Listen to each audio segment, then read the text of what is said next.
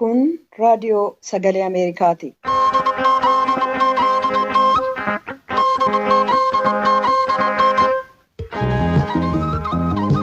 Raadiyoon sagalee Ameerikaa wixataa qabee hanga jimaataatti galgala keessaa sa'a 2:00 jalqabee hamma sa'a 3tti meetirbaandii 22, 25 fi 31 irratti Waashingtan DC irraa kan dabarsu sagantaa afaan Oromoo amma jalqaba.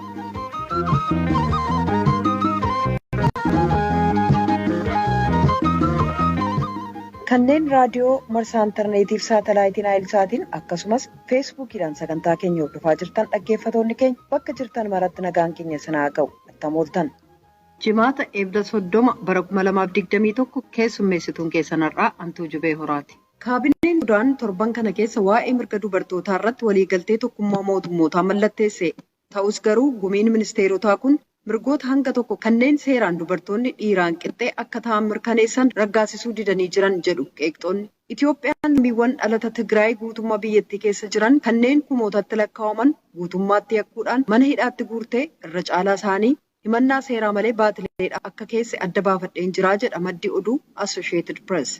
Roobii darbe kana gaafa eebla 27 ministeerri dhimma alaa Yuunaayitid Isteetsi karaa marsaa intarneetii dargaggoota Afrikaa duraan piroojeektii Yuunaayitid Isteetsi dargaggoota kan hirmaachisu hooggansa dargaggoota Afrikaa yaalii jedhamuun beekamutti hirmaatan waliin mari'atanii jiran. Martinuu gara boodaa dhiyaatu. Hanga xumura sagantaa keenyaatti akka nu waliin turtan isin affeera. Piroodyusariin tamsaasa har'aa Birhaan Haayiluu, miidiyaa hawaasummaaf tamsaasa intarneetii gama qindeessuun immoo Tiksiti Gammee oduuf gara jaallanneettan isin dabarsa.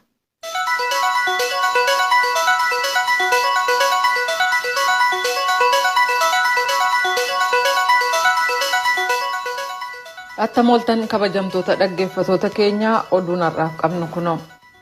Bulchiisa naannoo Tigraay magaalaa Maqalee keessa kan jiru mana barumsaa Maayiwaynii keessa namoonni Tigraay bakka adda addaa keessaa godaanan kanneen 7,000 caalan jiraachuu isaanii waltaasisaa godaantotaa akka ta'an obbo Tasfaayee Birhaanuu ibsanii jiru. Godaantonni warri jalqabaa kan abbaa warraa 751 qabu mana barumsaa Maqalee keessa jiru Qissaannat keessa jira yoo ta'u namoota 3,000 caalaatu keessa jira jechuudhaan waltaasisaan godaantota kana obbo Haaftoom Tsaggaayee ibsuu isaanii alanfisaa gabaasee jira. Kaabineen Sudaan torban kana waliigaltee tokkummaa mootummootaa kan waa'ee mirga dubartootaa raggaasisee jira. Garuu qeeqxoonni akka jedhanitti kaawunsiliin ministeerotaa kun mirgoota silaa walqixxummaa dubartootaa Sudaan keessatti kabachiisu hanga tokko raggaasifne. Gabaasaa Naabaa Moheeddan Kaartoom irraa ergite. Manni maree ministeerotaa Sudaan bara 1979 waliigaltee loogii dubartoota irratti oofamu mara dhabamsiisu mallatteessee jira. Haa ta'u malee dhiironni mana maree sana keessaa dubartoonni sadarkaa siyaasaaf hawaasummaatti dhiirota qixxeedha. Gaa'ila wal hiikuuf guddisuu ijoollee keessatti mirga qixxee qabu yaada jedhu raggaasisuuf toleen jedhin hafan. Gareeleen mirga dubartootaa qoqqobbii akkasii qeequudhaan hin simannu jedhan. Isaan Fagirii hooggantuu kaka'umsa hacuuccaan dubartootaa hin ta'u jedhuuti. Fagiriin akka jedhanitti mootummaan ce'umsaa keessumaa fedhii uummata Sudaaniif dubartootaa gadi qabuu barbaada. Waliigaltee san waa'ee qixxummaa waan dubbatuuf qoqqobbii kan akka keeyyata lamarra jiru waliin raggaasisuun kaayyoo waliigaltee sanaaf faallessa. Sana jechuun mootummaan dubartoonni seera tumuu kan naannoo keessatti dhiira qixxee mirga akka qabaatan hin barbaadu jechuudha. Akka dubartootaatti mootummaa ce'umsaarraa kan akkasii hin simannu jedhan. Xumura bara 2018 jalqaba bara 2019 dubartoonni Sudaan kan eebla bara 2019 aangoorra darbaman hiriira mormii faallaa pirezidaantii Omar al-Bashir geggeeffame keessatti qooda olaanaa qabaataniiru. Waggaa darbe dubartoonni Sudaan hangi tokko jijjiirama diimokiraasummaa Sudaan keessatti qooda qabaataniif badhaasa sadarkaa addunyaa badhaafamaniiru. Qabsaa'onni dubartootaa hangi tokko mootummaan ce'umsaa qajeelfama mirga namaaf mirga dubartootaa hanga tokko raggaasisee jira garuu amma mootummaan jijjiirama dhugaa hojiirra oolchuuf fedha qabaachuusaa ni shakkuu jedhu. Gama biraan mootummaan Sudaan torban kana seera bara 2005 keessa mirga dubartootaa laalchisee bahee raggaasisee jira. Waliigalteen lamaan Sudaan keessatti yeroo ammaa abbaa aangoo sadarkaa olaanaa ta'uun kan tajaajilu mana maree abbaa biyyummaan raggaasifama jedhamee eegama. Riphxee loltoonni Chaad kanneen mootummaa ce'umsaa biyyattii aangoo irraa darbuu fi fedhan kamisa kaleessaa heelikooptara waraana biyyattii haleelanii kuffisuu isaanii dubbatu. Gara jalqaba torban kanaa hiriirtota mormii dhageessaa turan waliin hokkara uumameen yoo xiqqaate namni 6 ajjeefamee booda mootummaan waraanaa ka biyyattii bulchaa jiru hiriirri akka lamuu hin gaggeeffamne akeekkachiisee jira. Mootummaan Chaad akka jedhutti riphxe loltoonni torban darbe pireezidaantii biyyattii ajjeesan karaa daangaa gara Niijeritti baqatan. Gama kaaniin riphxe loltoonni kamisa kaleessaa ibsa baasaniin magaala Chaad keessaa akka taate Noohuu kan to'atan ta'uufi iddoon kunis magaalaa guddoo Chaad Injaminaarraa fageenya kiiloomeetira 300 irratti akka argamtu ibsaniiru. Kan riphxe loltoonni jedhan kun maddeen walabaan mirkaniin arganne garuu magaalaa Injaminaa haleeluun mootummaa haaraa ilma pireezidaanticha ajjeefamaniin gaggeeffamu aangoorraa darbina jechuudhaan sodaachisaa jiran. Mormitoonni siyaasaa akka biyyattii mootummaan waraanaa biyyattii bulchuu balaaleffachuudhaan mootummaan ce'umsaa siviilotaa kan pireezidaantii gumii biyyoolessaan hoogganamu hundeeffamuu qabaa jedhu. Kan dhaggeeffataa jirtan raadiyoo sagalee Ameerikaa sagantaa afaan Oromooti. Pireezidaantii Yuunaayitid Isteetsi Joo Baayiden erga muudamanii waajjira qabatanii guyyaa 100 keessatti egeree Ameerikaa kan ilaaleen abdii akkasii qabaadhe hin beeku sababiinsaas biyyattiin deebitee fuulduratti tarkaanfataa jirti jedhan. Kanaaf sodaarraa abdii akkasumas dukkanarraa ifa filannee jedhaniiru. Baayiden kana ka dubbatan hiriira siyaasaa namoonni konkolaataa 315 keessa taa'uudhaan Atlaantaa cinatti gaggeessan irratti ture. Hiriira kanas kan maallaqaan deggere koree biyyoolessaa kan Deemokiraatotaati. Deemokiraasiin ummataaf maal akka fayyadu mirkaneessitaniitu jechuudhaan Baayiden ennaa dubbatan kanneen konkolaataa 315 keessa taa'anii dhaggeeffataa jiran immoo fiingee konkolaataa iyyisiisuun deggersa qaban ibsan. Konkolaataa keessa taa'anii dhaggeeffachuun kun sababaa weerara dhukkuba COVID-19 ta'uun beekameera. Konkolaataan kun hundumtuu bakka konkolaataa dhaaban kan waaltaa enerjii Duluth magaalaa Atlaantaa kaaba bahaa jiru keessatti dhaabamanii jiru. Kutaan walga'iin kun keessatti gaggeeffame Joorjiyaatti seneetaroota 2 filuuf marsaa 2 filannoon kan keessatti gaggeeffame yoo ta'u Deemokiraatonni barcuma 2 injifachuudhaan lakkoofsa barcuma seneetaa paartiileen lameen walqixxee akka ta'u taasisuun isaanii ni yaadatama. Pireezidaant Joo Baayiden aangoo qabatanii guyyaa 100 keessatti yaaliin godhan kun biyyoota Afrikaa biratti simannaa muraasa argatee jira. Pireezidaant Baayiden guyyaa aangootti qabatan isa jalqabaa Yuunaayitid Isteetsi jaarmayaa fayyaa addunyaa keessaa akka baatuuf pireezidaantichi duraanii Tiraamp karoora baasanii fi walfalmii hordofsiise ture sana dhaaban. Baayiden Ameerikaan jaarmayaa fayyaa addunyaa keessaa akka hin baane dhorkuun isaanii keessumaa hayyoonni Afrikaa simatanii jiru. Kana malees Baayiden $2 biliyoona dabalataan dhaabbata Kovaaks jedhamuuf ramaduun biyyoonni hiyyeeyyiin akka tallaalii dhukkuba COVID-19 ittisu argatan taasisanii jiru. Ergasii booda guyyaa aangootti qabatan 90ffaa irratti bulchiinsi Baayiden ajjeechaa gurraacha Ameerikaa hidda dhalata Afrikaa qabu kan George Floyd kan ilaaleen jechootaaf haasawaa biyyoota Afrikaa irra hedduu garaa ciibse dhageessisaniiru.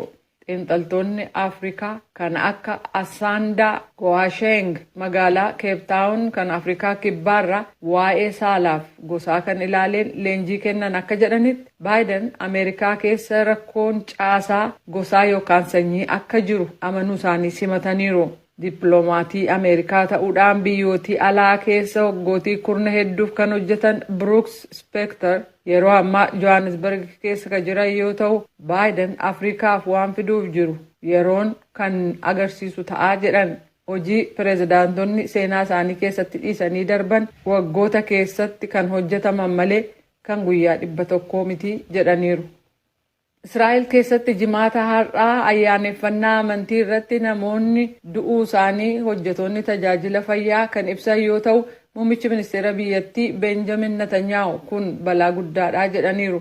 Amantoonni amantii ortodoksii warra juushotaa 10,000 hedduu siidaa Gaaliilee kan jaarraa 2ffaa keessa ijaarame dhagaatti darbataatu jiranii wal irratti kufan. Kunis ayyaaneffannaa halkan guutuu faaruu amantii fi dhiichisa kan qabu ture.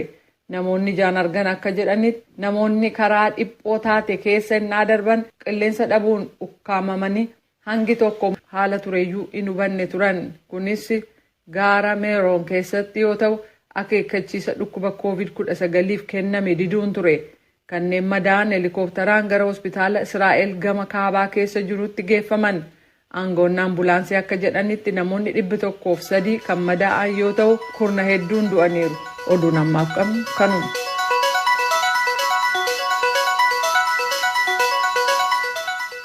Kan dhaggeeffataa jirtan as Waashingtan DC irraa kan darbu raadiyoo sagalee Ameerikaa sagantaa afaan Oromooti. Itoophiyaan lammiiwwan dhalata Tigraay guutummaa biyyattii keessa jiran kanneen kumootatti lakkaa'aman guutummaatti yakkuudhaan mana hidhaatti guurtee irra caalaa isaanii himannaa seeraa malee baatileedhaaf akka keesse adda baafadheen jiraa jedha maddi oduu Associated Press. Hidhaan aangawoota waraanaaf siiviilotaa kun mootummaan lola naannoo Tigraay keessatti geggeessu baatilee 6 qabatee ennaa jiru kanatti kan yeroo tokko olaantummaa qaban warreen Tigraay waaltaalee mootummaa keessaa qulqulleessuuf kata'e yaalii ifaadhaa jedha gabaasi kun. Manneen hidhaa yoo xiqqaate 9 keessa kanneen jiran kan Itoophiyaan amanteen ol hedduu bal'aaf ta'e jedhamee kanneen to'ataman yoo ta'an sababa tokkichi sababa gosaati jedhee jira. Gabaasaa guutuu Bafaqaaduu dhiyeessa. Akka gabaasni kun jedhutti namoonni hidhaman miseensa waraanaatii fi siviilota yommuu ta'an ittuu himannaan irratti hin dhiyaatin ji'ootaa fi mana hidhaa keessa jiru. Hidhamtoota maatiidhaa fi firoottan isaanii irraa odeeffannoo argachuu isaa kan ibse gabaasni kun namoottan 10,000 lakkaa'aman mooraa waraanaatii fi koleejii qotiinsaa keessatti hidhamanii jiru jedha. Mootummaan qondaaltota waraanaa baay'ina hin qabne hidhuu isaa mirkaneessuu isaa kan ibse gabaasni Associated Press namoonni hidhamanii miseensota raayyaa ittisa biyyaa qofa ittuu hin ta'in luboonni amantii hojjettoonni mootummaa dhalootaan Tigraayin ta'anii hidhamuu isaanii bareeraa jedheera. Hidhamtoota miseensa raayyaa waraanaa ta'an haasofsiisuu isaa kan hime gabaasni kun hidhamtoota 400 ol ta'an keessaa caalaan isaanii warra lola irratti hirmaatan ittuu hin ta'in barsiisonnii fi narsoonni akka jiran ibse ogeeyyii seeraatii fi maatiidhaa wajjiniin akka isaan wal arguu hin dandeenye caqaseera. Haala garagaraatu jira. Hidhattoonni namni tokko guyyaatti al tokko duwwaa nyaata argatu. Yemmuu dhibeen koronaa babal'achaa jiru kanatti kutaa tokko keessa namoota hedduutu jiraata. Hidhamtoonnis ta'anii maatiin isaanii mana hidhaa keessatti reebamuunii fi miidhaan qaamaa kan biraa jiraachuu isaa kallattiidhaan hin dubbanne. Hundi isaanii waan lubbuu isaaniitiif sodaatanuu fi beekamuu hin barbaanne jedha gabaasni kun. Hidhaan jimlaatii fi akka mana ofii keessaa hin baane taasifamuun waan waraana Tigraay keessa jiruun wal qabateedha. Tigraay keessatti ajjeechaan dirqiidhaan gudeedamuun beelli haa ta'u jedhamee uummata Tigraay miiliyoonii 6 ta'u fixuudhaaf kan karoorfame akka ta'e namoonni dubbachuu isaanii gabaasni kun ibseera. Miidiyaaleen mootummaa dhalattoota Tigraay irratti xiyyeeffachuudhaan yakkamtootaa fi deeggartoota isaanii jechuudhaan jecha mootummaa tamsaasuu isaanii kan dubbate gabaasni Associated Press maatiin hidhamtootaa tokko tokko alii hojii irraa hari'amu mana jireenyaa loltootaa keessaa akka bahan ta'u herreegni mana baankii isaaniis jalaa cufamaa jedha. Ministeerri dippiloomaasii hawaasaa Mokonnin Amaaree embaasii Itoophiyaa London jirurraa namoonni jimlaadhaan hidhamanis mirgi namootaa sarbames hin jiru jechuu isaanii kan gabaase Associated Press dhiyeenya kana qondaalti waraanaa mootummaa Birgaadir Jeneraal Tasfaayee Ayyaalo biyyaaf jechuudhaan keessa keenya qulqulleessineerraa jedhanii dubbachuu isaanii viidiyoo dhoksaadhaan baheerraa argachuu isaa barreesseera. Waajjirri abbaa alangaa waliigalaa namoonni sababa eenyummaa yookiin gosa isaaniitiin dhiibbaan isaanirra ga'e bilbilanii akka himatan haala mijeessuu isaa dubbatee turus abbaan alangaas ta'e dubbii himaan waraana mootummaa gaaffii Associated Pressii fi deebii akka hin kennine ibseera. Ministeerri dhimma alaa United States namoonni mooraa yookiin kaampii waraanaatii fi koleejii keessatti hidhamuu isaanii akka hin mirkaneeffanne kan ibse gabaasni kun sababa rakkina Tigraay keessatti uumamerraa kan ka'e gargaarsa nageenyaa wajjin wal qabate Itoophiyaadhaa kennamaa ture garuu Ameerikaan dhaabdeetti jedheera. Namni biraa kan lataa Tigraay ta'e tokko mana hidhaa keessaa akka itti dubbate kan ibse Associated Press paayileetota, teeknishaanotaa fi miseensota waraanaa dabalatee namoota 30 wajjin ittuu himannaan irratti hin dhiyaatin mana hidhaa jiraachuu isaa himeera. Akka namni kun mana hidhaa keessaa bilbilaan jedhetti maatiin hidhamtootaa tokko tokko bakka jarri jiranuu hin beekan. Haati koo akka ani yeroo dheeraadhaaf hojiidhaaf deeme yaaddi. Yoo nagaan bu'e nu gadhiisu ta'a. Ta'uu dhabaannaan garuu egeree hin qabnu. Tarii nu ajjeesuu danda'us jedhee bilbila isaa sardamtuudhaan cufee jedha gabaasichi.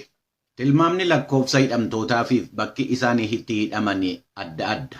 Yuunivarsiitii Finfinnee keessatti hundeessaa Inistituutii Nageenyaaf Tasgabbii kan ta'an hangawaa mootummaa duraanii Mulugeetaa Gabriihoot Barehee dhalattoota Tigraay kan ta'an miseensonni waraanaa 17,000 erga lolli jalqabame booda hidhamuu isaanii himaniiru jedha Associated Press. Ogeessi seeraa Taaddalee Gabramadiin dhimma hidhamtoota miseensa raayyaa waraanaatii fi poolisii turan 75 qabanii jiru. Hidhamtoonni isaan mana hidhaa naannoo Finfinnee jiru tokko keessatti haasofsiisan 25 ta'an kutaa tokko keessatti ciisuu isaanii dubbataniiru. Akka ogeessi seeraa kun Associated Pressitti himanitti namoonni sun namoota qulqulluudha. Yakki isaanii dhalataa Tigraay ta'uu isaanii qofa. Dhaabbata mootummoota gamtoomaniitti biiroon mirga namoomaa hidhaan jiraachuusaa akka beeku ibsee rakkina iftoominaarraa kan ka'e lakkoofsa hidhamtootaa akka hin beekne himeera.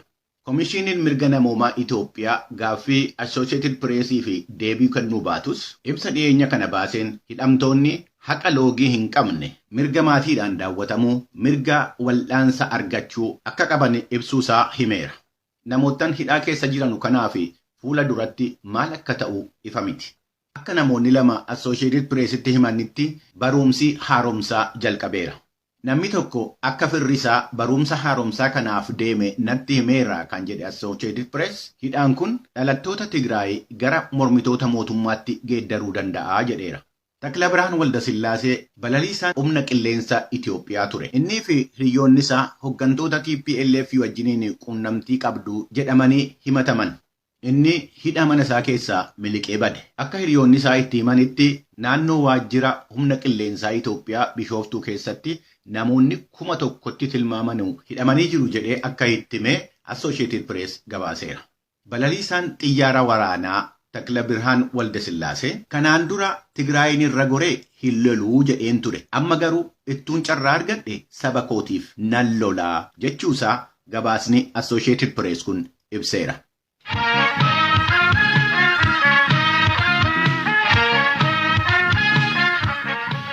Kan dhaggeeffataa jirtan as Waashingtan DC irraa akka darbu raadiyoo sagalee Ameerikaa sagantaa afaan Oromooti. Amma dabareen ka qophii dhimmoota dargaggootaa irratti fuulleffatuuf torbanitti yeroo tokko jimaata ka dhiyaatu. Qophii labataa. Akka mooltaan dhaggeeffatoota keenyaa qophiin labataa jalqabeera. Qindeessee anansinii dhiheessummaan Tigist Gammeeti. Gara dubbii ijoo. Hundeeffama waggaa 10ffaa dhaabbata dargaggoota Afrikaa hooggansaaf qopheessuu irratti leenjii kennu. Yaalii ilaalchisuudhaan qophiin gaafiiwwan 10 tooni wajjin jedhu roobi darbe ebla 27 qophaa'ee ture. Qophii san irratti dargaggoonni biyyoota Afrikaa adda addaa irraa walitti dhufan ministeera haajaa alaa United States Anthony Blinkaniif gaafii qaban dhiheessaniiru. Hirmaattonni hundumtuu kanaan dura sagantaa yaalii kana keessatti leenjii fudhatee warra eebbifamee hojii adda addaa irratti bobba'ee jiru. Ministeerri haajaa alaa United States Anthony Blinkan hirmaattota irraa gaafii isaanii dhagahuu doon jalqabin dura sagantaa yaalitii dinqisiifannaa qaban ibsan. I have to tell you, it is remarkable to see its impact after a decade. More than 24,000 alumni between the Mandela program and the regional leadership centers. Waggaa 10 booda sagantaa Maandeellaatiif giddugaleessa hooggansaa kan naannoleetiin dargaggoota 24,000 eebbifame. Sagantaan kun guddachaa dhufus kaayyoon isaa kabuuraa akkuma yeroo jalqabaati. Ardii namoota biliyoona 1.3 harki walakkaan isaa umrii waggaa 19 gadi harki walakkaan isaa immoo sanii olii taate. Afrikaa keessatti waan irratti xiyyeeffamuu qabu waggaa ibsanis Blinkan. Best way to expand opportunity, grow economies, promote human rights is to invest in Africa's young leaders.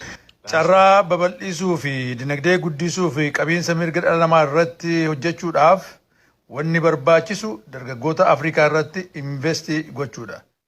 Humni yaada yaaliis kanuma. Qabxii 3 weerarri vaayirasii koronaa addunyaan amma keessa jirtu kun sagantaan yaalii amman barbaachisaa akka ta'e ittiin nu agarsiise jedhanis tarreessaniiru. Communities hit hardest by the pandemic are those that were already underserved and marginalized. That's true here in America, and it's true in your countries. Ameerikaa akkasumas biyyoota kaan keessatti dhukkubni kun hawaasa durumaanuu tajaajila gahaa hin arganneef moggaatti qabame irratti hammaachuu lammata hawaasa rakkina jabaa akka weerara ammaa kana itti dhufuuf qopheessuudha. Akka irraa hafanitti ijaaruu, hiree babal'isuu, rakkinichi odoo hin dhufin dura sagalee hooggantoota reefuu hawaasa keessaa ol ba'aa jiraniif jajjabeessuu akkasumas teknooloojii fi wantoota kaan warra jiru fooyyee qabuu fi walitti dhufeenya gaarii qaban qofa odoo hin ta'in hundumaaf dhiyeessuun barbaachisaadha. Eebbifamtoonni yaalii kana hundaaf adda durummaadhaan hojjechaa jiraachuu ani yaadachiisan ministeerri haajaa alaa United States kun qabxii sadaffaan kaasan. The pandemic has made clear how our fates are really bound up in one another. Weerarri vaayirasii koronaa hireen keenya hundi akkamitti walqabataa akka ta'e ifa godhe. Hooggantoonni yaalii yeroo kamuu caalaa hin barbaachisanii yan jedhan Antony Blinken saganticha cimsuu irrattis yaada hirmaattotaa akka barbaadan gaafachuudhaan gaafii fudhachuu jalqaban. Dargaggoonni gaafii dhiyeessan Itoophiyaa, Keeniyaa, Zimbabwee, DRC dabalatee biyyoota 10 irraa ture. Itoophiyaa irraa hirmaate dargaggoo Yaaree Dabarraa rakkinoota akka jijjiirama qilleensaa hiikuudhaaf saffisaan addunyaan hariiroo qabaatee wajjin hojjechuu gaafataa. Ameerikaan waltajjii addunyaa irratti hoggaa deebitee jirtu kanatti waliigaltee Paarisitti deebi'uu malee rakkinoota cimaa jijjiirama qilleensaatiin wal qabatanii jiran hiikuudhaa maal Ameerikaa irraa eegnuu jedhee gaafate. Ministeerri haajaa alaa United States kun gaafii ka'eef deebii hoggaa kennanis dhimmi jijjiirama qilleensaa akka addunyaatti hunda keenyaaf dhimma du'aaf jireenya hedduutii jedhanii waliigaltee Paarisitti deebi'uudha qabee murtiiwwan pireezidaant Baayiden erga aangootti dhufanii hojjechaa turan akka fakkeenyatti kaasan. Ittaansanis The decisions and the actions that countries take now and that they take between now and 2030 are really going to determine whether or not we succeed in meeting the ambitious goals that many of us have set. Murteewwan biyyoonni ammaa qabee amma haga bara 2030tti dabarsanii fi tarkaanfiiwwan fudhatamantu hawwii guddaa baay'een keenya bara 2050tti arguu barbaannuuf milkaa'uuf dhiisuu murteessa. Dhumarrattis gaafiiwwan ka'an hundumaa dhafuu deebii kennanii erga raawwatanii booda hojiiwwan dargaggoonni kun biyyoota isaanii keessatti hojjechaa jiraniif isaan galateeffachuudhaan addunyaan dhimmoota jajjaboo ta'an baay'ee keessa jirti. Baay'een keessanillee jireenya keessan keessatti akkasuma.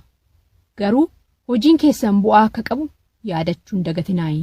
Kun immoo fuulduraaf abdiidhaa ergaa jedhu dabarsaniiru ministeerri haajaa alaa United States Antony Blinken.